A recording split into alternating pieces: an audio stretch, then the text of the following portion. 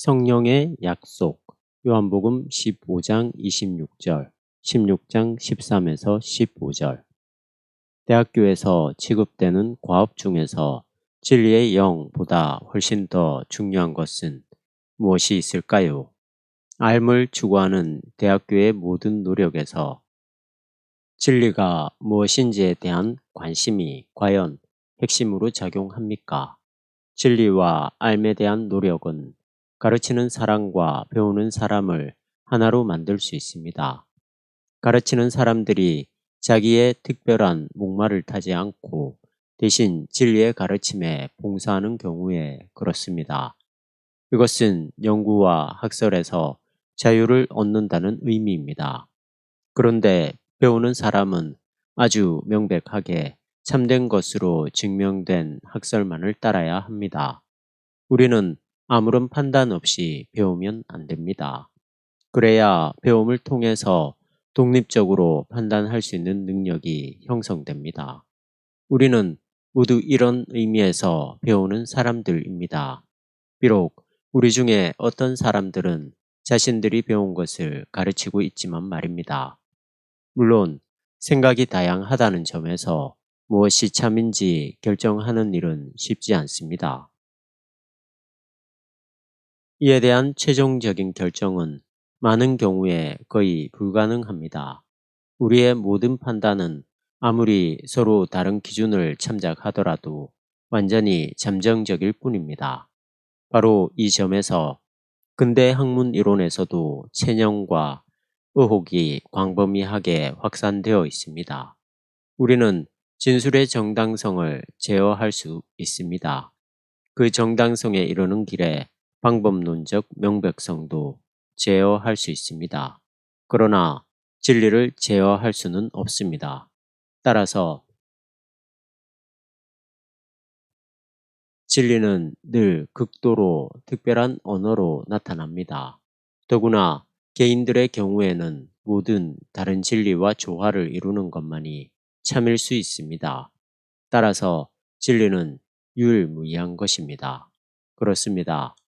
진리는 모든 것을 포괄합니다.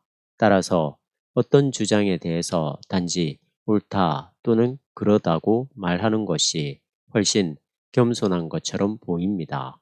물론 우리는 이미 일상의 삶에서 진부한 주장을 쏟아내면서 진리라고 말합니다. 더욱이 완전한 진리라고 말하기까지 합니다. 학문에서 진리의 바탕을 잃게 되면 그 어떤 인식도 없으며 주장도 없습니다. 진리에 대한 요청을 실제로 완전히 전체적으로 정당화할 수 있는 가능성이 없다고 한다면 이런 상황은 변하지 않습니다. 따라서 무엇이 우리에게 참된 것인지 결정하는 일은 아주 어렵습니다. 우리를 모든 진리로 이끌어주는 진리의 영이 있는데 이 영이 바로 해결책입니다. 그는 우리로 하여금 모든 속임수를 벗어나게 하며 진리를 구별하고 유지할 수 있게 합니다. 이로써 동시에 우리가 판단할 때 좌우로 치우치지 않고 안전하게 됩니다. 이를 통해서 대학 생활만이 고유한 과업을 감당할 수 있도록 자유로워지는 게 아닙니다. 학문적 유행의 지배에서도 자유로워집니다. 실질적이지 못한 논쟁이나 야망, 원한이 지배하는 것에서 자유로워집니다. 우리 인간의 삶 일반은 진리의 인식과 단단히 연결될 수 있습니다. 이것은 바로 근대가 학문을 통해서 기대했던 것입니다. 그런데 우리의 인간적 학문은 여러 면에서 단절되었고 생각이 다르기에 이런 일에 별로 적합하지 않습니다. 하나님의 영에 대한 언급은 무엇보다도 진리에 대한 연구나 인식 추구를 의미하는 게 아니었습니다. 진리에 대한 성서의 생각은 지적인 통찰만을 가리키는 게 아닙니다. 우리의 일반적 언어 관용에서 진리라는 말은 오히려 지성과 인식에 일방적으로 관련되어 있습니다. 영에 대한 개념에서도 이와 비슷한 일이 자주 일어납니다. 이런 관점으로는 요한복음이 보도하고 있는 대로 예수님이 말하는 영과 진리의 관계에서 무엇이 핵심인지 우리는 전혀 이해할 수 없습니다. 결국 영의 도래가 그리고 진리에 대한 영의 증거가 예수님과 어떻게 관계되는지도 이해할 수 없습니다. 물론 예수님만 하나님의 영이 인간에게 주어진다고 약속한 것은 아닙니다. 예언자 요엘의 말씀에는 하나님의 영이 모든 육체에 부어진다는 약속이 있습니다. 모든 인간은 당연히 전체 창조는 이에 참여하게 될 것입니다. 요엘 22장 28, 29절. 이것은 오늘날 여전히 모든 인간이 영의 은사를 받았다고 말할 수 없음에도 불구하고 교회가 특별한 방식으로 이 성령 강림 사건에서 기억해야 할 약속입니다. 영의 활동은 우리 기독교인들 중에서도 여전히 성취되어야만 합니다. 바울에 따르면 우리에게는 이미 영의 완전한 다스림과 능력에 대한 값이 미리 지불된 것입니다. 로마서 8장 23절. 따라서 우리의 생명은 마지막 때에 주어질 요엘의 약속 안에 들어 있습니다. 요엘 예언자에게는 영을 받았다는 것이 특별히 예언의 은사였습니다. 마지막 때 모든 이들은 하나님을 인식하게 될 것입니다. 따라서 세계 안에 있는 하나님의 길을 인식하는 예언의 은사에도 참여할 것입니다. 여기서 예언의 은사를 협의로 생각하면 절대 안 됩니다.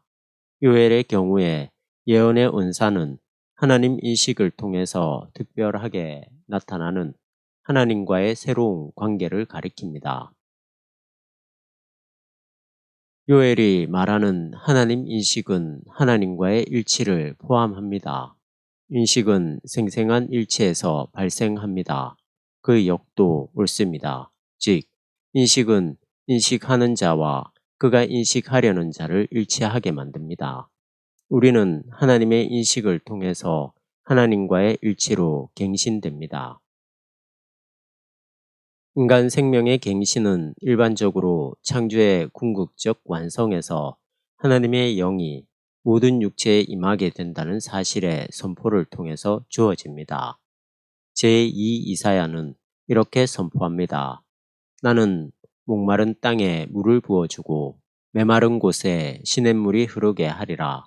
나는 너의 후손 위에 내 영을 부어주고 너의 새싹들에게 나의 복을 내리리라. 이사야 44장 3절. 하나님의 영은 고대 이스라엘 사람들에게 모든 생명의 근원이었습니다. 성서의 가장 오래된 창조 보도에 따르면 흙으로 지음을 받은 인간은 하나님이 숨을 불어넣은 순간에 생명을 얻게 되었습니다. 창세기 2장 7절. 하나님의 영은 인간을 살리는 숨입니다. 그 숨은 전체 창조에 임했습니다. 시편 104편에는 지구의 모든 피조물에 대한 언급이 나옵니다. 이 피조물들은 하나님의 영적 호흡으로 창조되었다고 말입니다. 시편 104편 30절. 따라서 새로운 생명은, 즉 죽은 자로부터 부활함으로써 얻어지는 생명은 영의 일입니다. 바울이 말하고 있듯이 예수님은 하나님의 영을 통해서 죽은 자로부터 부활했습니다. 우리는 예수님의 영을 통해서 예수님과 연결되었기 때문에 죽은 자로부터의 부활로 인해서 얻어지는 새로운 생명을 희망하게 됩니다. 로마서 8장 11절. 바울에 따르면 이러한 새로운 생명은 아주 특별한 방식으로 하나님의 영과 연결되어 있습니다. 이것은 모든 생명처럼 단지 영의 창조적 활동에서만 출현하는 게 아니라 생명의 영에 의해서 유지됩니다. 따라서 죽지 않을 수 있습니다. 사도는 우리가 희망하는 이런 생명을 또한 죽은 자로부터의 부활을 통해서 예수님에게 현실이 된 이런 생명을 일종의 영적인 생명이라고 불렀습니다. 왜냐하면 하나님의 영으로 충만해 있기 때문입니다. 그것은 곧 하나님의 영을 통해서 생명의 하나님과 일치해 있는 것입니다. 하나님과의 일치가 핵심입니다. 이것은 하나님의 영을 부어준다는 다른 성서 말씀의 약속에 담겨 있는 의미입니다. 예언의 은사에도 역시 하나님과의 일치가, 즉 모든 예언의 토대를 구성하는 하나님 인식이 나타납니다. 이와 마찬가지로 생명의 갱신과 하나님 인식은 이제 요한복음에서 서로 연결되어 있습니다. 우리를 모든 진리로 견인하는 영은 요한복음 3장의 니고데모 이야기에서 언급된 영과 결코 다르지 않습니다. 니고데모 이야기에 따르면 우리는 영의 능력으로 새롭게 태어나야 합니다. 이런 영은 예수님의 약속에서 요한복음 15장 26절, 예수님의 약속에서 진리의 영으로 일컬어집니다. 요한에 따르면 우리 생명이 이렇게 갱신됨으로써 진리가 우리를 자유롭게 합니다. 요한복음 8장 32절. 그렇다면 요한복음이 말하는 진리는 무엇입니까? 우리가 일반적으로 사용하는 언어 관습과 성서의 언어 관습과의 차이에서 볼 때 진리라는 단어에는 공동의 핵심이 있습니다. 우리는 독립적이며 신뢰할 만한 것으로 증명되는 것들을 가리켜 참되다 라고 말합니다. 그러나 여기서는 우선 주장의 신뢰성이나 주장된 사태를 생각합니다. 이런 진술의 진리와 달리 성서에서 진리를 언급할 때는 완전히 포괄적인 의미에서 생명 일반에 있는, 그리고 인간 본질에 있는, 인간과 세계와 하나님과의 사귐 가운데 있는 존재론적 진리와 영속성과 신뢰성이 관건입니다. 여기서 통용되는 법칙은 스스로 영속성을 유지하고 있는 것만이 신뢰를 얻을 수 있다는 것입니다. 따라서 오직 하나님에 대한 진술만이 제한받지 않을 수 있습니다. 그가 참되다라고 말입니다. 모든 피조물은 무상하기에 마지막은 영원한 하나님에게만 유효합니다. 우리는 그분에게만 의지할 수 있습니다. 신앙이라는 단어는 그분에게만 해당합니다. 우리가 의지하는 그분은 참으로 영원하시고 따라서 신뢰할 만하며 우리의 생명을 존속시켜 줄 수 있습니다.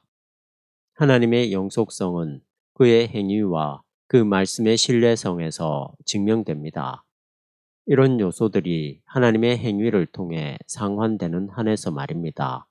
바로 여기에서 하나님의 신실성은 스스로에게서 그리고 그의 창조에서 증명됩니다. 세계 창조자로서의 하나님은 이런 창조에 신실하지 않은 채 자기 자신에게만 신실할 수는 없습니다. 하나님의 이러한 신실성은 그의 진리입니다. 구약 말씀은 신실과 진리를 에메트라는 하나의 단어로 씁니다. 이런 기준에서 볼 때 진리와 신실은 하나님에 대한 표현으로 적당합니다. 시편 기자는 이 문제를 이미 정확하게 진술한 적이 있습니다. 진리는 하나님에게 가장 잘 어울리는 이름이라고 말입니다.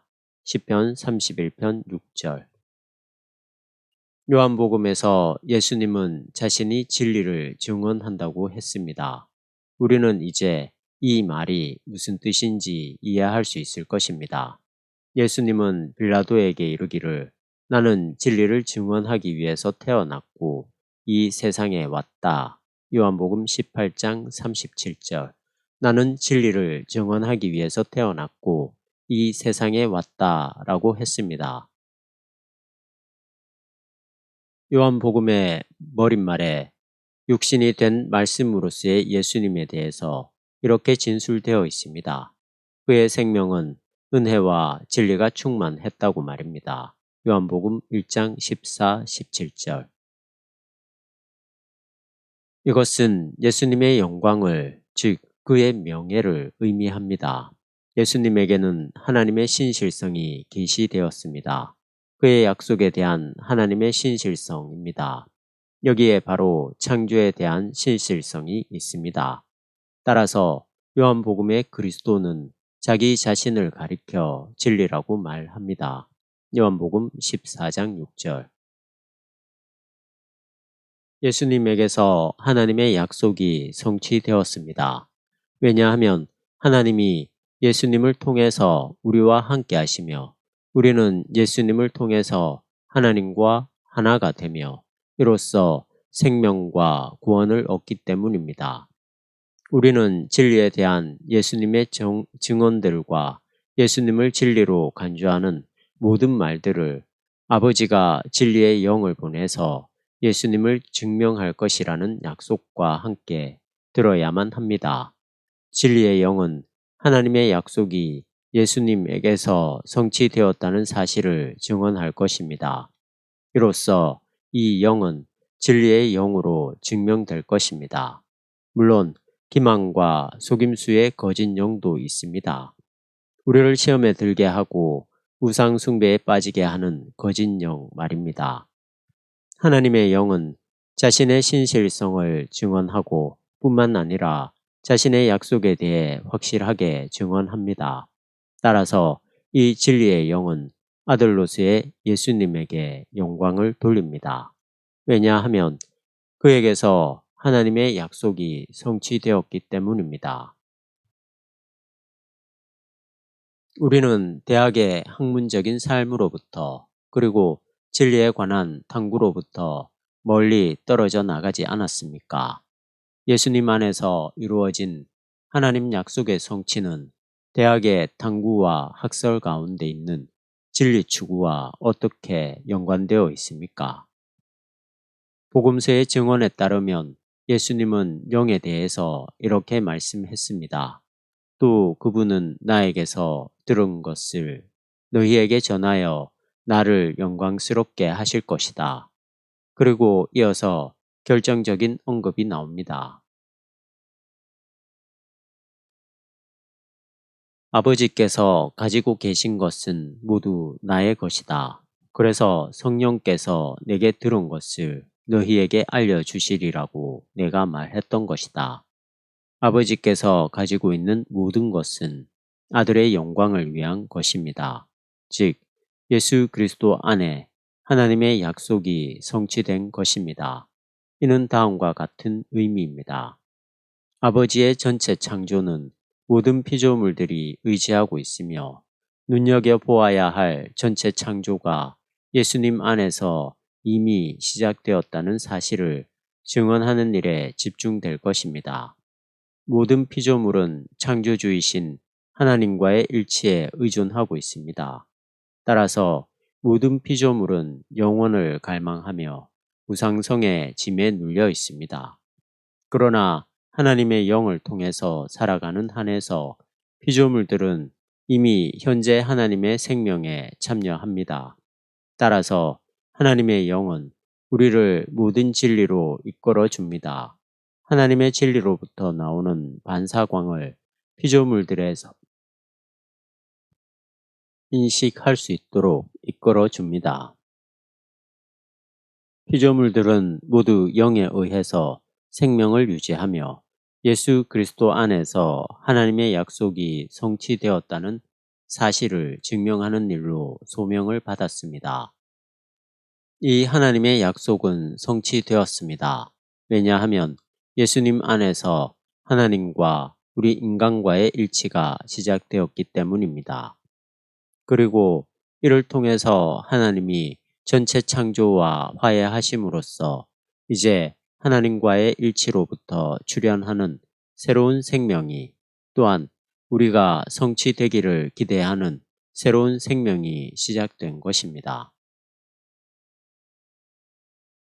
대학 생활의 연구나 학설은 우리를 모든 진리로 이끌어 주시는 하나님의 영과 물론 연관성이 있습니다. 모든 창조된 현실성의 진리는 무엇보다도 먼저 우리가 예수 그리스도에 대한, 즉 예수 그리스도 안에서 일어난 창조의 완성에 대한 그 현실성의 증거를 듣게 될 때 완전히 인식됩니다. 이럴 때 우리는 단지 정당성에만 머무는 게 아니라 피조 세계에 있는 진리를 인식하게 됩니다. 즉 하나님에게서 나오는 진리의 광채가 창조 활동에 임하는 것을 인식하게 됩니다. 아버지가 가진 모든 것은 아들의 영광을 드러냅니다. 사도 바울이 언급하고 있듯이 로마서 8장 22절 사도 바울이 언급하고 있듯이 우상성이라는 멍에 밑에서 신음과 고통으로 시달리는 모든 피조물은 하나님의 자녀가 누릴 수 있는 자유를, 죽음의 멍에로부터의 해방을 갈망하고 있습니다. 그런데 이것은 예수님에게서 일어난 죽음과 부활로 인해서 시작되었습니다. 따라서 우리 기독교인들은 하나님과 그의 신실성을 이미 지금 그의 행위에서 인식하도록 가르치는 영을 받을 수 있습니다. 우리는 모두 세례와 복음의 말씀을 통해서 영을 받았습니다. 물론 영은 우리가 기도함으로써 다시 거듭해서 우리에게 오십니다. 즉 예수님과 더불어 이미 시작된 창조의 구원이 완성된다는 의미에서 기도해야 한다는 말씀입니다. 영이 활동하시도록 우리가 기도함으로써 진리를 인식할 수 있습니다. 또한 우리는 기도함으로써 하나님 나라에서 이루어지게 될 일치를 얻을 수 있습니다. 이 일치의 완성은 우리가 기다리고 있는 것이며 예수님이 제자들과 나눈 성만찬의 징표에서 우리와 이미 함께 하심으로 축제가 된 것입니다. 1986년 5월 11일 민헨 마르쿠스 교회 대학 예배